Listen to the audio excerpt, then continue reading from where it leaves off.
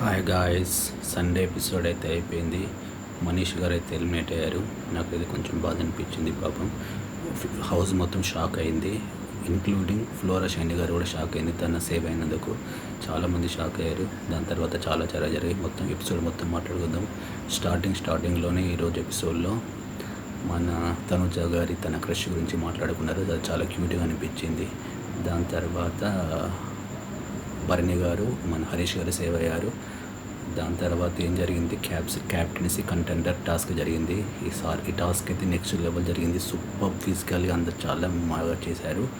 మొత్తానికైతే మన డెమాన్ పవన్ మళ్ళీ గెలిచాడు. తను ప్రూవ్ చేసుకున్నాడు. ఎలాగైనా వాళ్ళ నలుగురు డెమాన్ పవన్ చాలా స్ట్రాంగ్ ఉంటాడు, ఎందుకంటే అతడు మంచిగా ఆడిండు, గెలిచాడు, ప్రూవ్ చేసుకున్నాడు. తను మళ్ళీ క్యాప్టెన్ అయ్యాడు. సో తన క్యాప్టెన్సీని తిరిగి తెచ్చుకున్నాడు. దాని తర్వాత ఎంటర్టైన్మెంట్ జరిగింది. సాంగ్స్ పాడారు, సాంగ్స్ గేట్ చేయడం అని జరిగింది. దాని తర్వాత ఏం జరిగింది, ఇది బోరింగ్ ఎవరంటే మ్యాక్సిమం అందరూ మన ఫ్లోరా షైని గారిని బోరింగ్ అని చెప్పారు. సో ఫ్లోరా షైని గారికి ఒక పనిష్మెంట్ జడ్జ్ చేయాలని, ఒకవేళ తను సేవ్ అయితే బాటమ్ 2లో మన మనీష్ గారు అండ్ ఫ్లోరా షైని గారు ఉన్నారు. సో ఇక్కడ వరకు జరిగింది. ఈసారి క్యాప్టెన్సీ టాస్క్లో మన రీతు చౌదరి గారు చాలా చక్కగా సూపర్గా చేశారు. ఎందుకంటే ఆ ఇమాన్యుయల్ టైరు స్విమ్మింగ్ పూల్లో పడితే నువ్వు వెళ్ళి తెచ్చుకుంటానికి సలహా ఇచ్చారు. నాగార్జున గారు కూడా, హోస్ట్ నాగార్జున గారు దాన్ని ఆ విషయంలో రీతు చౌదరి గారిని అభినందించారు. ఎందుకంటే ఆ టైర్ తెచ్చుకుంటేనే ఇమాన్యుయల్ క్యాప్టెన్ అవుతారు కాబట్టి ఈ విషయంలో రీతు చౌదరి చాలా బాగా చేశారనిపించింది నాకు.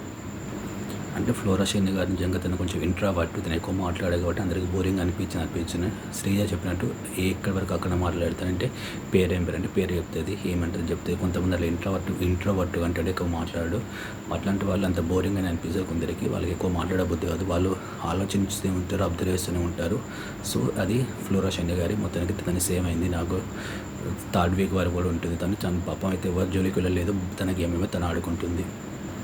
దాని తర్వాత మనీష్ ఎలిమినేట్ అయిపోయిన తర్వాత తన జర్నీ చూపించారు. చాలా బాగుంది మనీష్ గారి జర్నీ అంతా. దాని తర్వాత మనీష్ గారిని బాటమ్ 2 అండ్ టాప్ 2 పెట్టమన్నారు. మనీష్ గారు బాటమ్ 3లో శ్రీజాను అండ్ సుమన్ శెట్టి గారిని అండ్ ఎవరిని పెట్టారు. మొత్తం ముగ్గురిని పెట్టి వాళ్ళ రీజన్ చెప్పారు. తర్వాత టాప్ 3 అడిగితే టాప్ 4 పెట్టాడు. ఇందులో భరణి గారిని, ఎమ్మెన్యేల్ గారిని, హరీష్ని పెట్టాడు.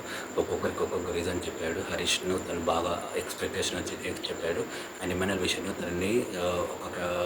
తను ఇంత బాగా టాస్క్ ఆడతారని నేను ఎక్స్పెక్ట్ చేయలేదు, అందుకే ఎమ్మెన్యేల్ను టాప్లో పెట్టని చెప్పారు. దాని తర్వాత హరీష్ గారు వెళ్ళిపోయారు. దాని తర్వాత నాగార్జున గారు ఒక మంచి సలహా ఇచ్చారు. తన మనీష్ ఎలిమినేషన్ హౌస్లో ముఖ్యంగా కామనర్స్ శ్రీజ అయినా, హరీష్ అయినా, రాము రాథోడ్ వీళ్ళందరికీ షాక్ గురి చేసింది. అందరూ ఆశ్చర్యపోయారు.